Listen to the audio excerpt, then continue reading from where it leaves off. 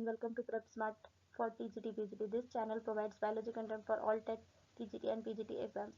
This is the video series covering plant physiology chapters. This is the video regarding photosynthesis chapter, and this is the third part of the series. This channel also provides pointers of the full syllabus and questions to aid your preparation. हमने जैसे कि light reaction discuss किया जिसमें कि ATP and NADPH का formation होता है with the help of light and oxygen का इवोल्यूशन होता है with the help of water splitting process. तो वो एटीपी हमने तभी पढ़ा था कि वो एटीपी एंड एनएडीपीएच जो है बायोसिंथेटिक रिएक्शन यानी कि केल्विन साइकिल में यूज होगा for fixation of CO2 and formation of sugar. तो अभी हम पढ़ेंगे बायोसिंथेटिक फेज और reaction which is also known as dark reaction. Why? Because they doesn't have any dependence on light, but they depend on products formed on light reaction, that is NADPH and ATP.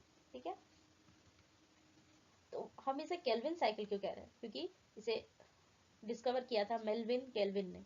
उन्होंने use किया था radio active 14C molecule, that is radio active carbon use किया था algal photosynthesis को study करने के लिए, and discover किया था first CO2 carbon dioxide fixation product जो कि था 3-फॉस्फोग्लिसरिक acid in the process of formation of sugar.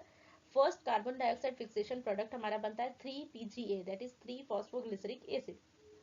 Letter उन्होंने वर्कआउट किया, पूरा स्टडीज कंप्लीट किया to complete the whole pathway of formation of sugar from these products and various enzymes. तो हम उसको पूरा पढ़ेंगे.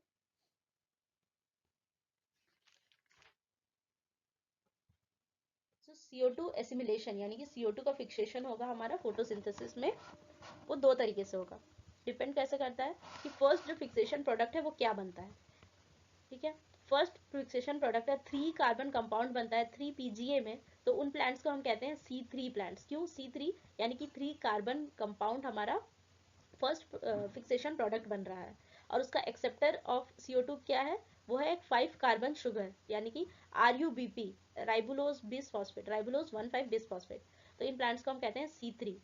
Other than C3 plants there are some C4 plants जो कि हमारा first carbon dioxide fixation product बनाती है 4 कार्बन का जो कि है ऑक्जेलो एसिटिक एसिड OAA. इनमें primary acceptor of carbon dioxide होता है हमारा 3 कार्बन का जो कि है पेप यानी कि फॉस्फोइनॉल पायरुवेट. C3 वाली साइकिल जो है, जो प्लांट C3 साइकिल शो करता है उसे हम C3 प्लांट्स कहते हैं, और जो प्लांट C4 साइकिल शो करता है या पाथवे शो करता है उसे हम C4 प्लांट्स कहते हैं. C3 साइकिल्स नॉर्मली हर प्लांट्स में होती है जबकि C4 साइकिल सिर्फ C4 प्लांट्स में होगा. फर्स्ट हम देखेंगे C3 साइकिल जिसे हम लोग केल्विन साइकिल कहते हैं क्योंकि this was discovered by Melvin kelvin. Cycle होता है हमारा ये साइकिल फॉर्म में क्यों है? क्योंकि जो ये RUBP जो हमारा first primary acceptor of carbon dioxide है वो वापस से रीजनरेट हो जाएगा दस फॉर्मिंग अ साइकिल. कहाँ होता है? मेसोफिल सेल्स के क्लोरोप्लास्ट के स्ट्रोमा में. ठीक है, occurs in stroma of chloroplast of mesophyll cells. This is the whole cycle जो कि 3 स्टेजेस में डिवाइडेड है. फर्स्ट है कार्बन फिक्सेशन जो कि हमारा फर्स्ट एक्सेप्टर कौन है? RUBP. वो फिक्स करेगा with the help of the enzyme rubisco यानी कि RUBP कार्बोक्सिलेज ऑक्सीजनेज. ये एंजाइम हमारा फिक्स करेगा कार्बन डाइऑक्साइड को. Carbon fixation is the first and first product stable product हमारा बनेगा 3PGA, 3-फॉस्फोग्लिसरिक एसिड और glycerate. Then it will utilize some ATP NADPH molecules to get reduced. The stage 2 is reduction. Reduce होके बनेगा हमारा G3P यानी कि glyceraldehyde 3 phosphate जो कि हमारा आगे चल के बनेगा ग्लूकोज मॉलिक्यूल. 1 G3P से हमारा हाफ ग्लूकोज मॉलिक्यूल बनेगा. ठीक है, to make half glucose molecule we are taking 3 carbon dioxide. Okay, यानी कि एक ग्लूकोज मॉलिक्यूल बनाने के लिए हमें 6 कार्बन डाइऑक्साइड मॉलिक्यूल्स चाहिए और एक साइकिल में हमें एक ही कार्बन डाइऑक्साइड यूज हो रहा है यानी कि we have to run 6 cycles to get 1 glucose molecule. Next reduction step के बाद है हमारा थर्ड स्टेज, वो है रीजनरेशन ऑफ RUBP. ठीक है, 10 फॉर्मिंग अ साइकिल. RUBP का रीजनरेशन होगा again with the help of ATP and then फिर से वो with the help of rubisco enzyme फिर से वो कार्बन डाइऑक्साइड को फिक्स करना शुरू कर देगी. This is the whole step. First है कार्बोजाइलेशन, सेकंड है रिडक्शन, थर्ड है regeneration. In carboxylation or carbon fixation, CO2 is fixed to ribulose 1,5 bisphosphate that is RUBP by the enzyme Rubisco, forming two molecules of 3PGA. Reduction में क्या होगा, 3 PGA is reduce to glycerol 3 glyceraldehyde 3 phosphate G3P using ATP and NADPH, जो कि हमारा light reaction में form हो चुका था। रीजनरेशन में क्या होगा, G3P हमारा फिर से रीजनरेट हो जाएगा, RUBP बन जाएगा और अलाउ करेगा हमारे साइकिल को कंटिन्यू करने में, और इसमें ATP भी यूज होगा। ठीक है, अब हम देखेंगे नेट रिएक्शन कितना क्या लग रहा है।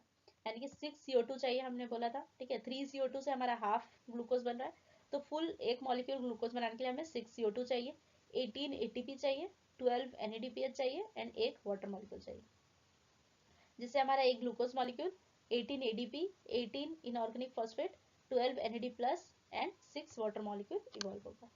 ये है पूरा whole process with other intermediates also mention. First है हमारा with the help of rubisco enzyme, RUBP form करेगा हमारा 3 PGA, देन फॉर्म होगा हमारा intermediate that is 1,3-bis phosphoglycerate, then form होता है हमारा ग्लिसरेट 3 फॉस्फेट, जिससे वन मॉलिक्यूल हमारा चला जाएगा ग्लूकोज फॉर्मेशन में और बाकी मॉलिक्यूल हमारा चला जाएगा RUBP रीजेनरेशन में। This is the whole process of Calvin cycle और C3 cycle. Requirements to produce one molecule of glucose, CO2 कितना चाहिए, 6 मॉलिक्यूल, ATP चाहिए 18 मॉलिक्यूल्स एंड NADPH चाहिए 12 मॉलिक्यूल्स। नेक्स्ट, अब हमने C3 साइकिल डिस्कस कर लिया, अब नेक्स्ट क्या है, C4 साइकिल, C4 पाथवे। ठीक है, इसमें क्या होता है, C4 प्लांट्स का कुछ एक स्पेशल लीफ का एनाटॉमी होता है, यानी कि they have show the presence of bundle sheath sales. Vascular tissues के अराउंड में एक स्पेशल सेल्स होगा, bundle sheath sales between vascular tissues and mesophyll cells. इस एनाटॉमी को हम लोग कहते हैं क्रैन्स एनाटॉमी। ठीक है, जो कि सिर्फ C4 प्लांट्स में होता है। ऑल्सो C4 प्लांट्स में एक स्पेशलिटी होती है, जो कि वो टॉलरेट कर जाते हैं हाई टेम्परेचर को, हाई लाइट इंटेंसिटी को। Also they lack photorespiration process which we will discuss in next video. Also they have greater productivity of biomass. ठीक है, ट्रांस एनाटॉमी क्या है, ट्रांस एनाटॉमी एक स्पेशल लीफ एनाटॉमी है जो कि C4 साइकिल प्लांट्स में ही प्रेजेंट होती है। क्या होती है उसमें, बंडल शीथ सेल्स प्रेजेंट होता है, जो कि वैस्कुलर बंडल्स के चारों तरफ रहता है। सिंगल लेयर और double layer can be there. Kranz का मतलब होता है ब्रेथ। ठीक है, जो रिप्रेजेंट क्या करता है, अरेंजमेंट ऑफ सेल्स को। सेल्स के पास क्या है, large number of the cells, bundle sheath cells के पास क्या होता है, हमारा लार्ज नंबर ऑफ क्लोरोप्लास्ट होता है, थिक सेल होता है जिसकी वजह से गैसेस एक्सचेंज नहीं होता, और इंटरसेलुलर स्पेसेस भी बहुत कम होता है। Cell structure of C4 plants. Next हम देखेंगे C4 साइकिल कैसा वर्क करता है। C4 साइकिल को हम कहते हैं हैच एंड स्लैक पाथवे। ठीक है, this is how it works. Atmospheric CO2 को बाइकार्बोनेट आयंस में कन्वर्ट करेगी, एंड जो फॉस्फोइनोल पायरुवेट, ये हमारा काम करता है as the primary acceptor of carbon dioxide, जो कि पहले फिक्सेशन होगा मेसोफिल सेल्स में into a C4 acid, that is oxaloacetic acid, OAA. Then oxaloacetic acid will transfer to bundle sheath cell, which is present beneath the mesophyll cells via plasmodesmata, a gap between the cell wall. ठीक है, वो OAA transferred होगा, then वहां decarboxylation होगा to form a C3 acid which is pyruvic acid to release a CO2 molecule. CO2 molecule चला जाएगा हमारा कैनविल cycle perform करेगा, and then it will release a glucose molecule to the vascular tissues for the transport of it. यहाँ जो C3 acid form हुआ था, ये वापस से ट्रांसपोर्ट होगा हमारा मेसोफिल सेल में, रीजनरेट हो जाएगा फॉस्फोइनोल पायरुवेट को। ठीक है, अब यहाँ केल्विन साइकिल जो है वो बंडल शीथ सेल में ही क्यों होता है, बंडल शीथ सेल में इसलिए होता है क्योंकि बंडल शीथ सेल में रूबिस्को एंजाइम प्रेजेंट होता है, जो कि मेसोफिल सेल्स में प्रेजेंट नहीं होता। और फॉस्फोइनोल पायरुवेट को C4 एसिड में फिक्स करने के लिए हमें एक एंजाइम लगता है, वो है पेप्टकेस, यानी कि फॉस्फोइनोल पायरुवेट कार्बोजाइलेज। वो हमारा प्रेजेंट होता है सिर्फ मेसोफिल सेल्स में, ना कि बंडल शीथ सेल्स में। ये है whole process. You can have the screenshot and read it. I have already discussed. The cycle minimizes the photorespiration condition by concentrating CO2 in the bundle sheath cells. So now that we have discussed C3 cycle and C4 cycle, the major questions that will become the major questions that will come from this section is the difference. So we will have a brief look at the difference of C3 and C4 cycle. Alternate name क्या है, C3 cycle को हम लोग Calvin cycle के नाम से जानते हैं, C4 साइकिल को हैच एंड स्लैक पाथवे के नाम से जानते हैं। कहाँ प्रेजेंट होता है C3 cycle, all plants irrespective whether it is C3 plants और C4 plants, it is present in all high plants. But C4 cycle हमारा शो होता है सिर्फ और सिर्फ C4 प्लांट्स में। प्राइमरी कार्बन डाइऑक्साइड एक्सेप्टर क्या है? 5 carbon RuBP, that is राइबोलोज 1,5 bisphosphate, जबकि C4 साइकिल में 3 carbon compound that is Pep phosphoenol pyruvate. First carbon dioxide fixation product क्या है? 3 कार्बन प्रोडक्ट होता है 3PGA, 3 फॉस्फोग्लिसरेट या ग्लिसरिक एसिड, जिसके नाम से C3 साइकिल कहते हैं। जबकि C4 साइकिल में क्या है? 4 carbon OAA, that is oxaloacetic acid. First enzyme to work is rubisco, यानी कि RuBP कार्बोजाइलेज ऑक्सीजनेज, एंड C4 में है पेप कार्बोजाइलेज यानी कि पेपकेज। लोकेशन ऑफ CO2 फिक्सेशन क्या है? C3 में मीसोफिल सेल एंड C4 में mesophyll cell and bundle sheath cell. Mesophyll cell में क्या होता है? हमारा फिक्स होके 4 कार्बन कंपाउंड बनाता है, एंड बंडल शीथ सेल में केल्विन साइकिल होगा यानी कि 3 कार्बन कंपाउंड बनेगा फिक्स होके। Type of chloroplast, okay, so there are two types of chloroplast, one is granular और other is agranular, ठीक है। C3 साइकिल में एक ही टाइप के होते हैं ग्रैनुलर से, जबकि C4 साइकिल में 2 टाइप के क्लोरोप्लास्ट होंगे, इसीलिए उनका डाइमॉर्फिक टाइप ऑफ क्लोरोप्लास्ट कहेंगे, ए ग्रैनुलर भी और ग्रैनुलर भी। लीफ एनाटॉमी, C3 साइकिल के पास क्रैंस एनाटॉमी नहीं है, जबकि C4 साइकिल के पास क्रैंस एनाटॉमी शो करती है, यानी कि बंडल शीथ सेल्स शो करती है।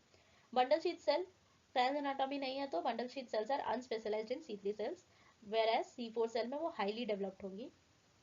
C2 absorption, CO2 absorption at low concentration of CO2, यहाँ लेस एफिशिएंट रहेगा, यहाँ पे मोर एफिशिएंट रहेगा। Concentration inside leaves, C3 cycle में हाई एंड C4 साइकिल में लो, क्योंकि ये दो सेल्स में फिक्स कर रही है उनको, इसीलिए इनसाइड लीव CO2 का कंसंट्रेशन लो रहेगा इन C4 साइकिल। ऑक्सीजन का कंसंट्रेशन, हाँ, अगर C4 साइकिल के लीफ में ऑक्सीजन का कंसंट्रेशन ज्यादा है तो वो इनहिबिटरी इफेक्ट दिखाएगी। क्यों? क्योंकि rubisco enzyme has a property to bind both with carbon dioxide and oxygen. तो ऑक्सीजन का कंसंट्रेशन ज्यादा है तो ऑक्सीजन जाके रुबिस्को एंजाइम के साथ बाइंड कर जाएगी and carbon dioxide could not bind to get fixed, तो इनहिबिटरी इफेक्ट दिखाती है हमारा high concentration of oxygen.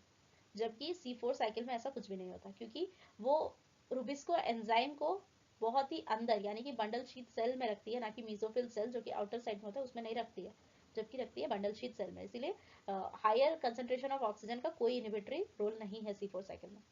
Photo respiration, rate of photo respiration C3 cycle में हाई होता है, जबकि C4 में नेग्लिजिबल या एब्सेंट रहता है।